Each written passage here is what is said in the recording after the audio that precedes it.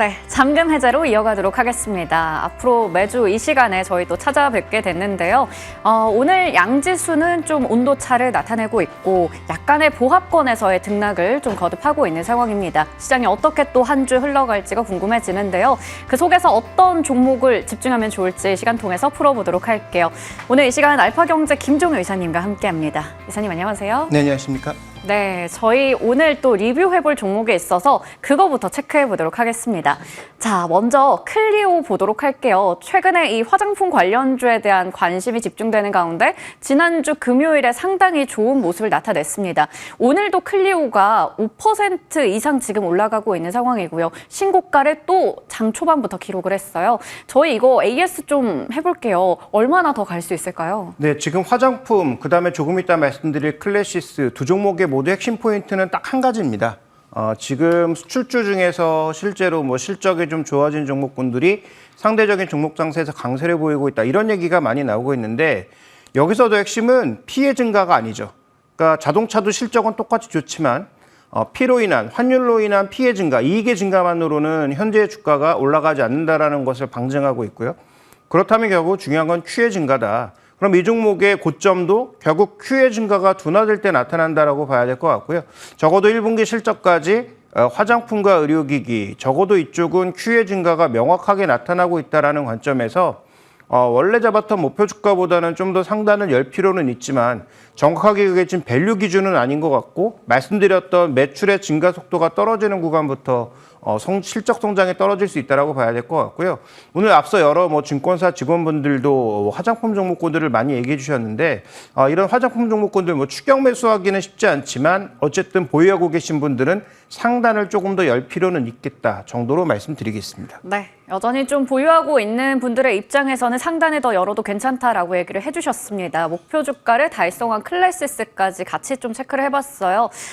이들의 결국 공통된 핵심 포인트는 바로 수출주, 그중에서도 실적이 잘 받쳐준다였습니다. 리뷰 종목들 확인해봤고요.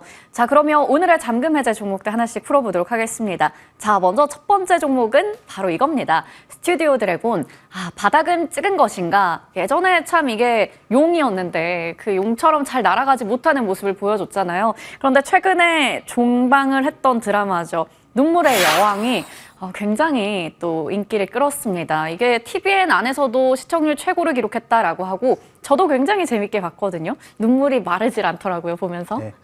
비지상파에서 3위, 네. 그다음에 TVN에서는 1위를 기록했다라고 하는데 이 과거 추이를 지금 이 자료를 보시면은 단기적으로 시청률이 대고 올랐을 때 주가의 강세가 나타나는 것이 일반적이었단 말이죠. 근데 이 스튜디오 드래곤에 대한 전체적인 시장 평가가 워낙 낮아지다 보니까 최근에 이 눈물의 여왕으로 인해서 시청률은 급등을 했는데 주가는 별로 반등을 보여주지 못한 그런 양상이 나타나고 있다라는 점에서 조금 주목은 필요하지 않느냐, 관심을 가질 필요가 있지 않느냐라는 관점에서 우리가 이 종목을 살펴봐야 될 것 같고, 다만 이것은 지난 자료에서 또 확인해 볼 수 있듯이 시청률이 급증했다가 이게 유지되는 게 아니잖아요. 다음 드라마가 또 이 정도 시청률이 나올 수 있다는 걸 아무도 담보할 수 없기 때문에 단기적인 이슈란 말이죠. 그래서 단기적으로는 반등할 수 있겠다, 반등이 가능하겠다라고 볼 수가 있지만 과연 그 반등을 이어줄 만한 포인트가 있느냐가 이 스튜디오 드래곤에 있어서는 조금 더 중요한 이슈가 될 것 같아서 오늘은 눈물의 여왕 좋았고 앞으로도 매출이 좀 나타날 것 같고 해외 쪽에서도 반응이 굉장히 좋은데 중요한 것은 이것을 이어갈 만한 모멘텀이 있느냐를 지금부터 살펴봐야 될 것 같습니다. 네, 우선은 눈물의 여왕의 효과가 어느 정도 주가 바닥에서 탈출을 해줄 수 있을 정도로 나름 나타난 것 같습니다. 4월 중순쯤에 바닥을 기록하고 나서 거기서 이제 일단은 많이 올라와 있긴 하지만 여전히 뭔가 추가적인 성장 동력은 필요한 상황으로 보입니다. 자, 그러면 일단은 전환이 된 걸로 우리가 생각하면 괜찮을까요? 네, 일단 바닥은 찍었다라는 것에 대부분 분들도 동의하실 것 같고요. 다만 그것을 이어갈 수 있는 추동력이 있느냐가 이제 중요한 것인데 두 가지로 봐야 되겠죠. 일단 해외 판매가 2022년부터 양적으로 전반적으로 증가하고 있다. 그다음에 눈물의 여왕이나 이런 히트하는 드라마들은 국내 히트로 끝나지 않죠. 최근에도 아시는 것처럼 국내에서 이렇게 대거 히트한 드라마들이 넷플릭스라든지 다른 여러 쪽에서도 꽤 높은 순위를 기록하면서 효과가 좀 이어지고 있다라는 점. 그래서 지금 국내로 들어오고 있는 일부 인바운드 관광객들 중에서는 벌써부터 눈물의 여왕의 촬영지를 도는 투어가 생길 정도로 네. 어느 정도 효과가 나타나고 있다는 좀 더 주목해 볼 필요가 있습니다. 따라서 오늘 제가 말씀드릴 핵심 포인트는 과거부터 스튜디오 드래곤에 계속 지적해왔던 이렇게 뭔가 좋은데 왜 이렇게 이익률이 낮을까라는 부분에 있어서 지금은 TVN에만 나가는 것이 아닌, 티빙에만 나가는 것이 아닌 여러 플랫폼으로 동시 상영을 하고 있고 해외 매출 비중이 늘어나기 시작하면서 이익률이 좀 올라올 수 있지 않을까라는 그런 기대가 높아지고 있다는 점. 여전히 진부하지만 이 부분이 현재 주가를 상승시킬 수 있는 또 상승을 유지할 수 있는 가장 중요한 요인이라고 봐야 될 것 같습니다. 네. 자, 그렇다면 이번에는 밸류에이션에 대한 판단이 중요해 보입니다. 작년 11월에 5만 원대 위에였는데 주가가 그때부터 지속적으로 사실 하락하긴 했거든요. 주주분들 입장에서는 이게 드디어 좀 반등이 나오나라는 기대도 할 수 있을 것 같은데 어디까지 보세요?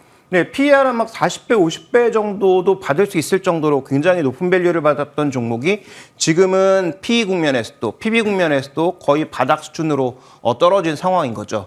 그러니까 과거에 저렇게 높은 수치로 가기에는 이제 뭐 검증이 된 상황이라 어렵다라고 봐야 될 것 같습니다만 그러면 지금은 거의 바닥, 나락까지 떨어져 있는 이 정도의 주가가 반등할 만한 요인이 전혀 없느냐? 앞서 살펴봤던 것처럼 뭐 한 작품이 히트해서 그런 게 아니고 전체적인 구조가 조금 바뀌면서 과거 대비해서 이익률이 올라갈 수 있는 그런 여건들이 만들어진 상황에 마침 봤더니 주가는 거의 바닥 수준까지 떨어져 있다라는 거죠. 그래서 PB 관점에서도 한 2배 이상 정도는 어느 정도 이익률이 올라가는 국면에서는 충분히 가능해 보이고 올해 실적보다는 내년도 실적 EPS가 한 2,200원 정도 그다음에 뭐 컨센서스를 보면 2,000원에서 약간 높은 수준을 기록할 걸로 현재 예상이 되고 있는데 그렇게 본다면 내년 실적 대비해서 밸류에이션을 했을 때 한 25배 정도까지는 우리가 생각해 볼 수 있지 않나? 그래서 이 종목의 목표가는 저는 한 55,000원 정도, 그렇다면 PB 2배를 약간 넘는 수준, 그다음에 PE 관점에서도 내년 실적 대비해서는 한 22배에서 25배 정도의 수준에 들어오기 때문에 이 종목의 이익률이 높아질 경우에 그 정도까지의 밸류에이션은 충분히 가능하다라는 판단입니다. 그래서 바닥은 찍었다. 추가적인 반등은 제한적이지만 충분히 가능하다. 그 근거는 말씀드렸던 전반적인 이익률 상승에 있다. 이렇게 볼 수가 있습니다. 네, 앞으로 전반적인 이익 상승을 좀 기대해 보면서 우리가 55,000원 정도까지의 목표 주가는 확인 가능하다 말씀해 주셨습니다. 다음 종목으로 넘어가 보도록 할게요. 바로 CJ 대한통운을 체크해 볼 텐데요. CJ 대한통운이 태무를 딛고 이제 밸류가 한 단계 업그레이드가 될 수 있을지 궁금해집니다. 자, 먼저 첫 번째로 최근에 나왔던 실적부터 확인해 볼게요.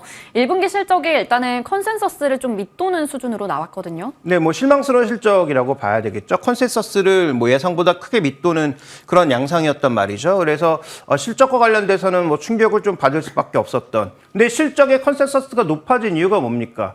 결국 알리와 테무라고 하는 중국 플랫폼이 실제적으로 국내에 배송을 하는 데 있어서 CJ 대한통운과 손을 잡았다라는 것이 실적 증가의 가장 중요한 요인이었는데 의외로 판관비가 늘어나면서 실적은 예상을 하회했던 것이죠. 그래서 주가가 약간 정체된 것이 현재 이 종목의 가장 핵심 포인트라고 봐야 되는데 그렇다면 지금 이 흐름은 우리가 큰 틀에서 봤을 때 흐름에서 뭔가 벗어난 것이냐 아니면 일시적으로 약간 엇박자가 난 것이냐에 대한 판단이 가장 중요하지 않을까. 그래서 1분기 실적은 이미 지나간 것이고 그렇다면 과연 이 종목의 성장 동력이 떨어졌는지 알리테모의 모멘텀은 줄어든 것인지 그 부분을 확인해 볼 필요가 있겠습니다. 네, 알리도 그렇고 테무도 그렇고 이 시커머스의 성장은 대단한 상황인데 사실 너무나 물동량이 많다 보니까 이걸 이제 한 택배사에서 다 하기 어려워서 뭐 CJ 대한통운, 한진 등등 이제는 6월부터 경쟁 입찰하겠다 이런 얘기도 나오고 있습니다.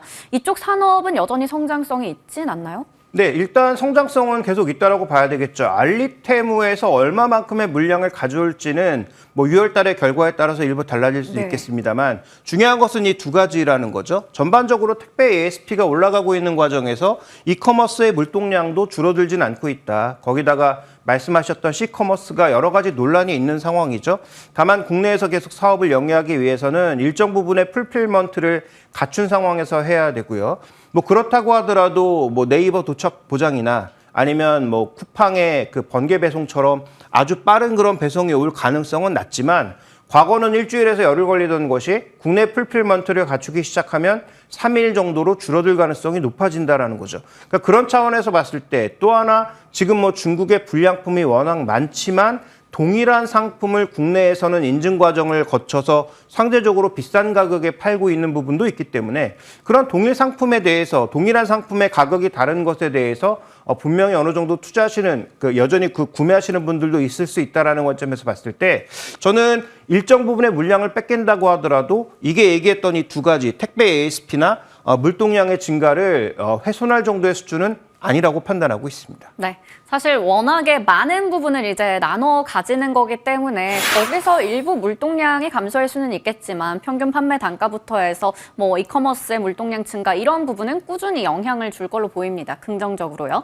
자, 그러면 이번에는 목표 주가가 궁금해지는데요. 저희 작년 11월에 제시해 주셨던 목표 주가를 그대로 유지하시는지 어떻게 보세요? 네, 작년 11월 달에 말씀드렸던 목표 주가 14만 원 정도였고요. 네. 그때 이제 뉴스가 더해지면서 일단 그 목표 가격을 뭐 부근까지 갔다가 한번 내려온 걸로 알고 있는데 하락한 이유는 뭐 다 아시는 것처럼 뭐 독점이었는데 알리 독점이었는데 이게 이제 깨진다라는 그런 이슈 때문에 주가가 내려온 것이고 또 1분기 실적의 예상을 채우지 못하면서 흔들림이 나타나고 있는 것으로 봐야 되는데요. 중요한 것은 이 밸류의 흐름을 한번 보시죠.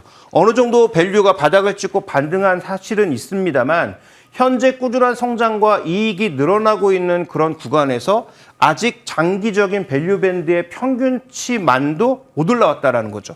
그럼 이번에 평균치까지 꼭 올 거냐? 그 부분은 아무도 장담할 수 없지만 평균 부근만 올라온다고 해도 저는 뭐 11월 달에 제시했던 14만 원 정도의 목표가는 충분히 달성이 가능하다라고 판단하고 있기 때문에 시장의 뭐 전체적인 흐름이 뭐 크게 왜곡된다든지 아니면 6월 달에 뭔가 딜을 했을 때 물량을 전체적으로 다른 회사에 다 뺏겨버리는 그런 극단적인 상황이 아니라면 저는 뭐 CJ 대한통운의 목표가 14만 원은 충분히 합리적 목표가라고 추산하고 있어서 충분히 달성 가능하다. 그래서 지금도 신규 매수가 가능하다라고 판단하고 있고 최근 시장 특성상 올라가는 날보다는 추가적인 조정이 나온 날 매수하시는 것이 좋지 않을까 이렇게 보고 있습니다. 네, 지금 같은 상황에서 오히려 조정 나왔을 때는 접근 가능하다 말씀해 주셨고요. 목표 주가는 14만 원 유지해 주셨습니다.